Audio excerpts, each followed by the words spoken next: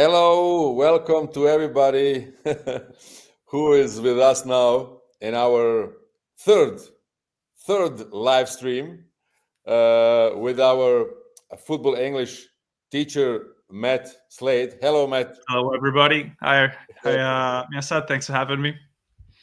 Also, you're always welcome. And the time is flying. Today we have the third one. Yeah, Um, it's cool. That it comes really. up quickly, doesn't it? Like Yes. weeks. I feel like Yes. weeks just go by like that. Just sometimes like a day feels long, but a week is always fast. Yeah, that's true. That's true. I have another stream which I do with Brando Schenker, my very successful student, which is now FIFA license agent and make also transfers. And we go through the questions for the next FIFA exam. Mm-hmm. And we are now on number 13 or 15, I don't know. And it's also go just like that. And that's you do that every week, like you said. We do this every week. Yeah. Now the next FIFA exam will be in June, and we also start with our preparation. And that's something what can help people who are on our platforms like LinkedIn or YouTube, which really practice it alone and try to level up his knowledge. The same like here. You can here really level up your English knowledge, and you can hear some news or maybe new phrases what you don't even know before, and that's very good content what we want to give. That's it. Always just want to be trying to improve a little bit, right? A little bit every day. Yes. And you have also some interesting news, guys who are now inside in the stream live. Stay to the end because Matt have something special. I can say some special gift. What can he explain? And we start today, like always. First of all, best regards to everybody who watching us live. I will also have a possibility to give you some answers on these lives, and everybody also who will look the recording later. It will be very funny. You can write now where are you from and where are you looking us. I will give Matt the word to explain maybe today the first phrases what we prepare. Sure. Well, yeah, let's jump straight into it. So 5 key English phrases every agent needs to know, right? So let's jump into this first one. This is an important one. Undisclosed transfer fee. So I think last week we did transfer fee, which is the amount of money that one club pays another club to acquire a player. Undisclosed transfer fee means the amount of money paid for a player during a transfer that is not made public. So undisclosed transfer just means it's a secret. Basically, we don't say it publicly, and it's just something that's kept a secret. I got an example sentence for you as always. The club completed the signing of the midfielder for an undisclosed transfer fee. So if you're reading like English news, you'll about like during the transfer window, you'll see that phrase come up a lot. Is it although I was actually curious to ask you, how common are undisclosed transfer fees, do you think? Is this normal, or is it more common to have it public? Yeah, to be honestly, Matt, it is not normal to be undisclosed. It's just by really huge transfers with very famous players. Then sometimes the clubs who pay really a big amount, I would say, 50 million or 100 million transfer fee. When the player is younger, they don't want to make it publish because that can be a pressure to the player. You understand? When you come to some new club, and the club never make and a transfer. Everyone says, "Oh, we paid 100 million for this kid," and he, and he don't perform good the first 2 or 3 weeks. It can be a pressure, especially when the transfer is unbelievably big. that this club never make a transfer like that before. Okay. Yeah. Okay. This, No, that makes a this, lot of sense. Actually, I can see why you would want to yeah, keep that a secret. Yeah. that's the point. I Yeah. think you've got a question actually in the chat there. I have Benjamin Chankirli. Best regards, Benjamin, to you. He write down undisclosed to the public. Here we can read it. Undisclosed to the public, but FIFA still knows due to clearinghouse transactions. Right? Yes. FIFA would know through the clearinghouse, but also I think you have today. Some like WikiLeaks or something like that. I'm not sure how is the name, which also know all the numbers, inside of the transfer, and it's not so easy today to make the transfer not transparent, and that's also the future what we want and what FIFA want, that all the transfers are transparent. A good word to know actually in English. I'll just put in the chat there in the comments. A whistleblower. So a whistleblower is a person who is in a company, an organization, and something that the company wants to keep secret. This person makes it public. So Wow. a whistleblower. So I guess what you're saying, like this WikiLeaks, like they've got like whistleblowers inside FIFA who want to make that public for whatever reason. Cool. Yes, I heard a few times about this whistleblower, but I was not sure what that means. Okay, now I also learned something today.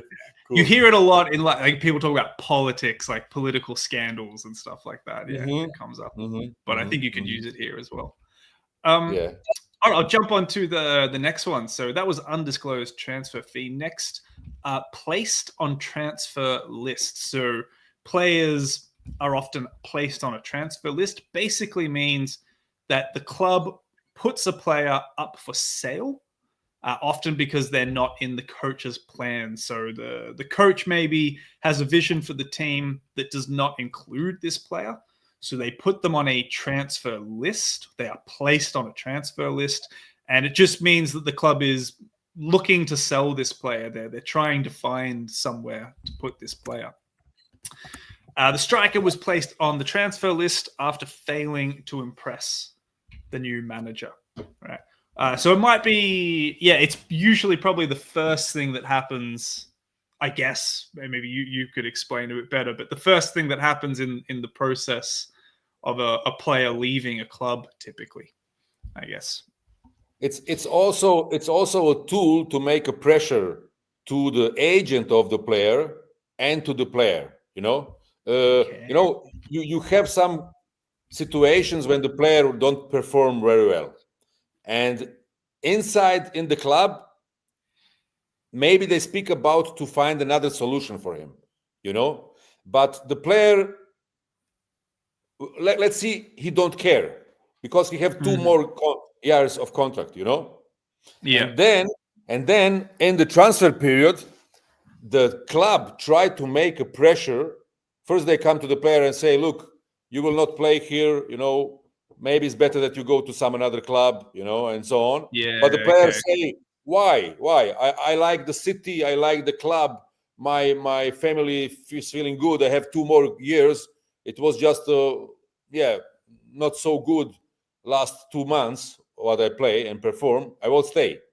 And then the club make additionally pressure with this action to place him on the official transfer list, what of course the media see, and it starts. Then they call you as an agent, and then they say, hello Matt, you are agent of Keric? Yes, I am. Do you have some options for him? Why? Yes, because we would like that he maybe find a new club, but Keric is happy in Manchester, and then, so it's and like then kind of a part of the negotiations in moving the player on or something. Yes. Unofficial negotiations or something like that. Yeah, and it's also a game, It's also a game. You as an agent also must act, and of course, that's also your work. Find the better solution for your player. Care about your player. When everything is going well, then it's easy to be an agent. But you have your most important part of an agent is when your client have problems. Yeah, to fix the that's when problem. you're. Yes, there you see how good agent you are. When your player is in not good situation, when he's not confident in the club or happy, that you find a fast solution to bring him to another club where he will receive approximately same salary but more chances to play, or the coach like him more than in this club where he is actually. Okay, I see. Okay. I think you've got another question from the same Yes. person. It's an interesting one. I like this one. Benjamin is very, very active. Benjamin, thank you also for engaging. I like it. And also, Benjamin, I have the possibility to bring you inside in the chat, just that you know. maybe you can also in the future be inside in the chat and ask us something. But if they place the player on the transfer list and someone makes a serious bid, is the selling club not forced to sell? How I don't know how you ask this. What you want? What you think about a serious bid? What you think, Matt? What is the I don't question? know. I guess I find it an interesting question because I don't know much about the inner workings. Like, does the club, if they get offered like a big fee, like a realistic transfer fee, do they have to sell the player, or that they can just remove the player from the transfer list? Yeah, look, they always can make his decision back.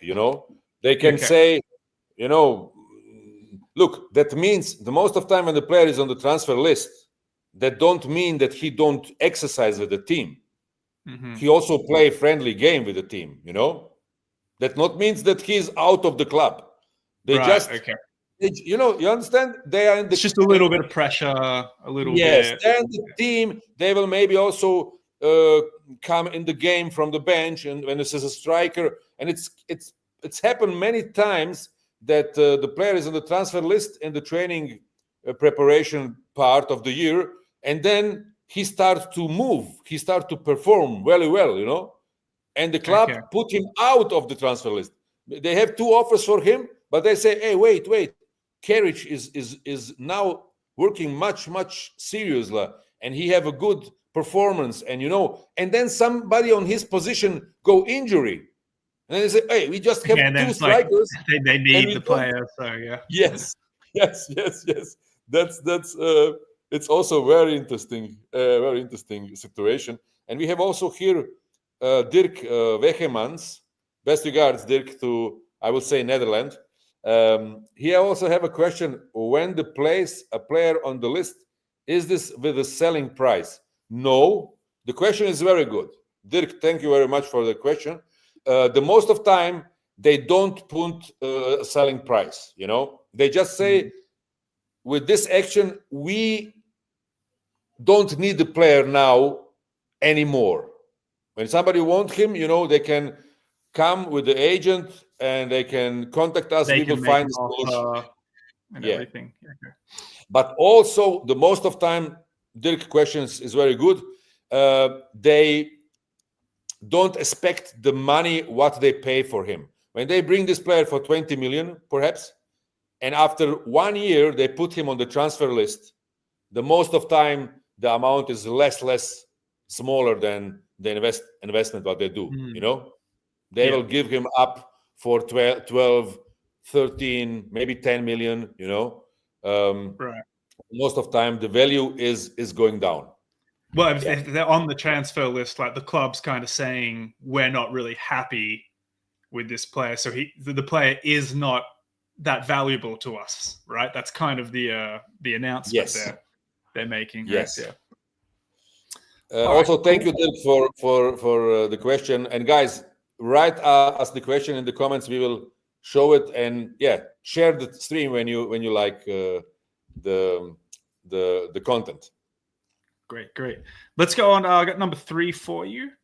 So the 50+1 rule, the 50+1 rule. So this is a regulation in some countries. I don't know how many countries have it, but Germany is well known for it. That requires Germany clubs. have it. Yeah. Germany have it 100%. Because I live in Germany. I play as a professional in Germany and work more than 20 years as an agent. Yeah, so you know about it over there, right?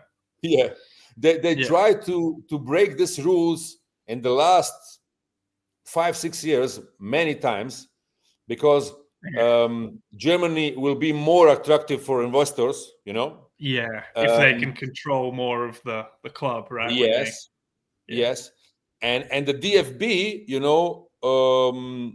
never have enough votes, enough clubs to break this rule. And I think also that's specific for Germany and very interesting that they still have this rule. I think the rule is very interesting and very good. Okay. Yeah. Okay. But the idea is just to make sure that every club is majority owned by their supporters. So it's not like one company can just buy a whole club and make all the decisions. The majority of the ownership is down to the supporters and the fans of the club, right? So I got an example sentence there. Under the 50+1 rule, the fans have a greater say in the club's direction, preventing external investors from taking full control, which is what you were talking about before, Keric, that idea that it might be more interesting for investors if they didn't have this rule, right? Yeah, I have one interesting case in Germany with a club which Saudi Arabian investor I cannot say buy shares because yes, they buy shares. But what was interesting, it's 8060 is the name of the club. It's from Munich. This club is older than Bayern Munich. They have a long tradition. Old. Yes, they also was playing on the start of the arena in Munich together with Bayern Munich. One weekend play Bayern Munich, the next weekend play 8060 Munich. Also, they would like share the away, like split the away or home matches, rather. Yes, they was also in the first Bundesliga. It's a big tradition club, and they come in problems with financial things, and they need, I think, 20 million or something like that that they don't go broke down, and that was, I'm not so sure, but I think it was before something about 10 years. One Arabic investor is coming and he paid this 20 billions, but they cannot give him the sharing part of 51%. They give him, I think, just 49%. They can't give him majority ownership, right? Yes. Yeah. And that's now what is interesting, what has happened there. I think this Arabian, he was from Saudi Arabia, investor was thinking, or maybe they promised him that he can influence the club. Okay. What he do, Matt, he do this. He put his Arabian sport director, he put his coach, but what has happened after a few years? The club is going down in the second division. And the board, people in the board, which was making the deal with him when he come, they go away. It's coming new people in the club. And from this time, what's interesting, from this time, this Arabian guy have nothing to say in the club, He has no power or anything in there. No. He have the 50% or 49%, but the club is working on his way. From time to time, he's coming. I don't follow up the story now, but the story is very interesting. He's coming and he try again to give some money to have influence. But I think on some way it's good that you cannot buy everything with money, and that you don't are so much that you're not so much relegated about the money what the investor one time invest in your club, because they can do what they want. It's something I don't know enough about. I'd be open to hearing sort of both sides of the like who thinks it's a good thing, who thinks it's a bad thing, and what are the arguments? Because I to be honest, it's something that's a little outside my sphere, that sort of area of it. But it's I think I'd be pretty annoyed if I was this Saudi guy, put all the money in though, and didn't get the control of the company or the club. Yeah. Yes, I'm sure that he is also not happy, but he was also in the past not open for collaboration with the people in the board, and I think that's also important. The one side, the investments are very important, but also you must to cooperate with the tradition of the club, with the board of the club, and everything else. And football's a team game, right? Team game. Gotta have a team everywhere. Always. You know how they say teamwork is a dream work. Yeah, teamwork makes the dream work. That's it. All right, I'll keep going if it's all right with you. And actually, you mentioned earlier that I have a little bit of a announcement to make, or a bit of a gift to give. So I thought I'd take the moment now. We'll continue in a second, guys. But just to let you know, I run something known as the Football English Club. So this is a community of coaches, analysts, scouts, and other people in football, right? We do have agents in there as well who are trying to improve their English skills, their English communication, so you can get more opportunities all around the world, right? So what we have in there, what's included, you have unlimited live classes to practice your communication skills, get support and everything. So we do about, I think, somewhere around 20 classes every month. You can come to all 20 if you want. You can come to one if you want. You can come to two. Depends, if you've got a lot of time, you can come to a lot. If you don't have much time, you can miss some. It's fine, but you have unlimited access to them. We have on-demand video training courses as well to help with vocabulary for football. So if you find this interesting, learning the vocabulary for football and everything, you'll learn way, way more there. We got lots and lots of videos there. We also do monthly masterclasses. So these are big classes that we do with lots of people in them. And there's a supportive community as well. So you'll meet people from all around the world. You'll build your network and everything. So it really is a good thing, guys. Right now, we have an end of winter promotion. So to celebrate the end of it, up until March 23rd, which is this Sunday, there is a discount to join. So the full price is usually 47 euros per month or 470 euros per year. But right now with the special offer, you can get it for 15 euros off every month with this coupon code, M25MZ. So it'll be 32 euros per month. Or you can save 150 per year with the M25AX coupon code. So it's 320 euros per year, right? Like I said, the promotion ends March 23rd at midnight. Okay, and I'll just drop a link in the comments where you can join the Football English Club if you're interested, guys. Yes, it's really excellent. I must to say, I'm also a part of this Football English Club. I go through 80% of the courses, of the video recordings of the courses, because, like Matt say, it's very flexible. You can, on the one side, join the live workshops, which I also catch a few times. But sometimes, I'm so busy, I'm on the travel and so on. But on the evening when I come back in the hotel, in the room, I must be honestly, Matt, I look from day to day some of your education videos because they are short.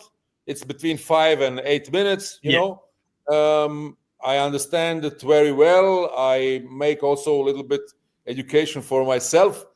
And I can really recommend it. It's a great platform.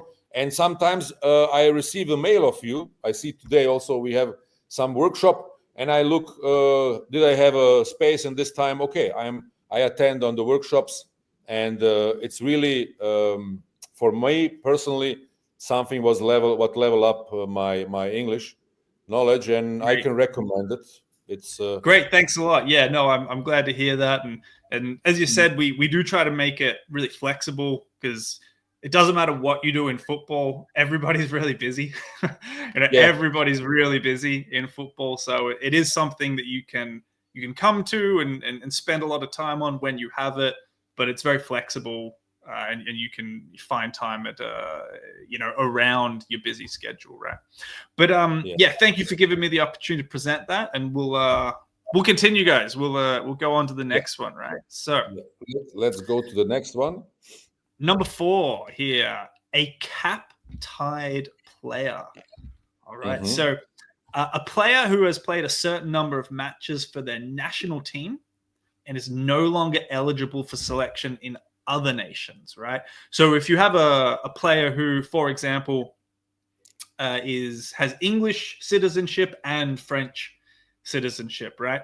Once they play a match for one of those clubs in a major competition, like the World Cup, for example, they now can no longer play for the other one. So if they play for France, you would probably choose France if you're an English or a French player, right? If you're going to play one of them in a major competition, you now can't play for the other one. So you are a cap-tied player. So example sentence there, he's a cap-tied player for England, meaning he can no longer switch international teams. That's a good one to know. And should I continue to the last one? We can continue. What I was also coming now on idea, maybe before you explain it, what this means, maybe we can ask our participants, because I see it's many of them now. Today it's very, very, very, very big traffic, that they maybe write down what they think, what this means, because the phrases are really very, very interesting, you know?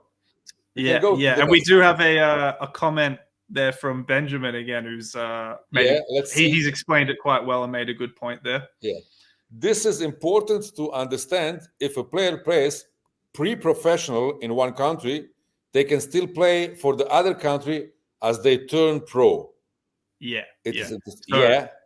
That's what I was trying to. He's explained it well there. Yeah, that idea that once you play for like your country or a country on a major tournament or a bit, like if you play a friendly or pre-professional game, when you play an official game, exactly, then you're cap-tied, but you're not before that, right? Do you have some examples, guys? When you have some examples, write us down. I will show it later in the comments. Which player? It was many of players, which was a cap-tied player.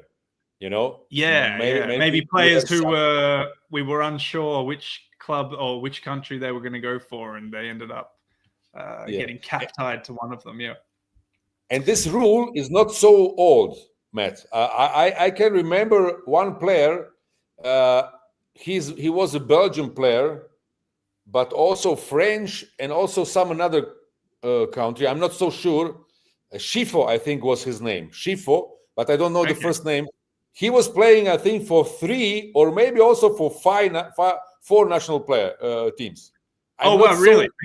Yeah. Maybe somebody can Google it now. Schifo was his name. He was a midfielder, excellent player. I think before this rule is not coming up, this rule is maybe 10, 15 years old. Schifo plays, I'm sure, for at least 3 national teams. Wow. Quite a few there. And here, Keric also say Lukaku for Belgium. You know, I think Lukaku have the possibility to play also for some African country. I'm not sure which. Yeah, I was going to ask which country would he be eligible for. Also, I wouldn't have. Yeah, here Dirk give us Schifo, Belgium and Italy. Yes, I know. So he was playing for both Belgium and Italy. Yeah. That's not a bad pairing to have. Good. All right, I'll jump on to the last one as well. So this is an important one to know, talking about matches, right? A clean sheet, very important one. So when a team or goalkeeper does not concede any goals during a match, this is what we call a clean sheet. So the goalkeeper was thrilled to earn a clean sheet in their 2-0 win over the rivals. And something I wanted to ask you about this, is it common for goalkeepers or defenders to get bonuses in their contracts or anything if they keep clean sheets? That's a good question. It's not usual, you know. It's also not usual that the player as a striker receive bonuses for scoring a goal, you know. I think that the news and yes, I think the social media sometimes have some ideas which are crazy, because you play as a team, you know. Can you imagine we both play as strikers and you have a bonus for scoring a goal and I have a bonus for scoring a goal? I will never play you the cross ball. You understand? You understand? Right, yeah, okay, yeah. Yeah, that's ridiculous. That's ridiculous. No, And yeah, the same, so even because that's one you hear all the time about scoring yeah, bonuses. So that's not a big common thing either. no. Look, Really? the clubs think about special bonuses, but the bonuses most of the time are for big achievements, like to be a champion of the country, to make a qualification for a Champions League, European League, whatever, and then they make something like sharing, how would say, sharing price of 2 million, perhaps, you know. Yeah. When the team is coming to the Champions League, they will share a package of 2 million to 22 players who play in this competition. And also that is possible, and that they do usually. When you perhaps play all 8 games for the qualification and I play just 2 games, you will have a bigger percentage of this 2 million than me. You understand? Based on how much you participated in that. That's the point.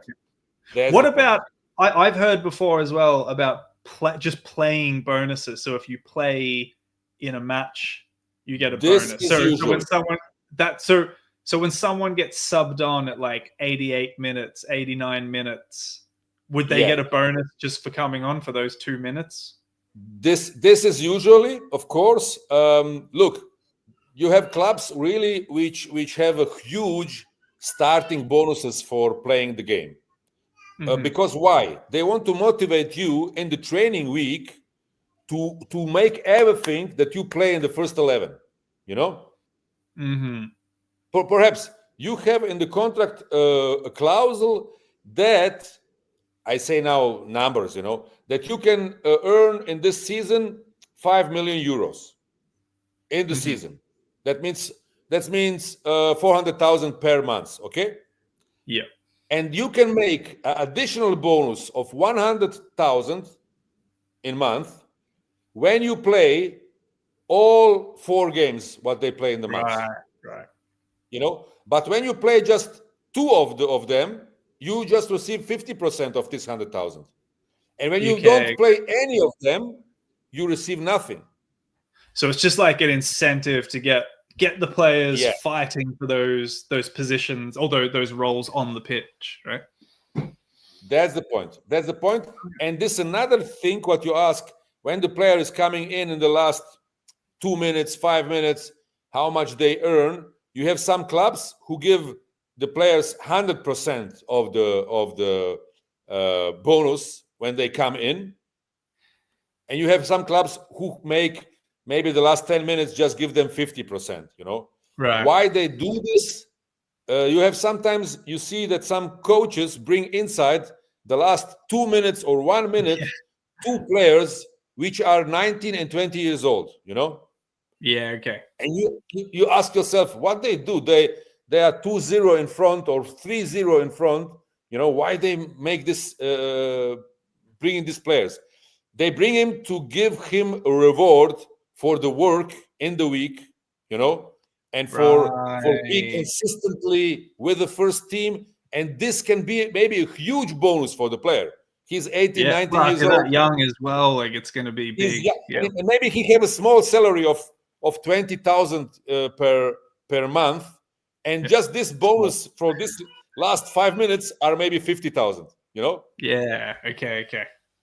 that's the reason why So they yeah, why so, they do it. there's different ways to reward and incentivize players with those Yeah, bonuses. Then yeah, that's it. That's it. That's it. Yes, I hope, guys, that this was again very interesting for you. I'm very happy to see the engagement today, Matt. yeah, it was I good. don't We had a know lot how of much you people follow it. engaging. Yeah, I have many more comments, and I see it was today interesting phrases, or maybe the people can follow us better when we are on more streams. We do today stream on LinkedIn, on YouTube, and also we will do it on Instagram in the future. And yes, guys, write us the questions, write us also phrases which we can work through for you. And when you like it, the content, you can share it. I'm very happy that the development is like that, Matt. And I will go again back to this news what you give us today. Here I will put it in the stream. This is the link when you really want to level up your knowledge of football English. You can join it, the Football English Club, which I Yeah. can really recommend. And Matt, Thanks a lot for uh, that. how many days is this link open for them with the bonus? So with the discount available, it's up until Sunday. So what are we today? Tuesday. So about 5 days or so that's available, right? So yeah, that link I've put it in the comments. I hope everyone can see that because you're not going to type that out from looking at it.